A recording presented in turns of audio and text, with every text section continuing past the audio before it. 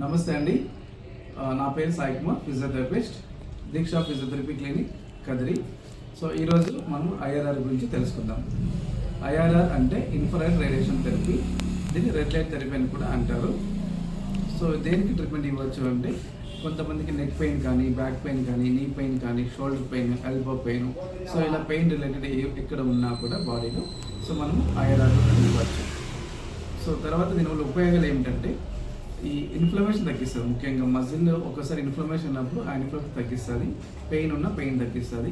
తర్వాత improve the blood circulation అంటే రక్త ప్రసరణని పెంచుతుంది. తర్వాత అంటే వూండ్ హీలింగ్ అని ఎప్పుడంటే కొంతమందికి ఎక్కువ బెడ్ రిడన్ పేషెంట్స్ ఎస్పెషలీ చాలా వరకు ఎక్కువసేపు పడుకొని వాళ్ళకి సీట్ దగ్గర కొంతమంది గాయం అనేది ఏర్పడుతుంది. సో దానికి కూడా మనము ఈ ఐఆర్ఆర్ థెరపీ అనేది ఇవ్వచ్చు. సో ఇవ్వడం వల్ల వూండ్ అనేది హీల్ అయిపోతుంది, ఓవరాల్గా మజిల్ అనేది రిలాక్సేషన్ అవుతుంది.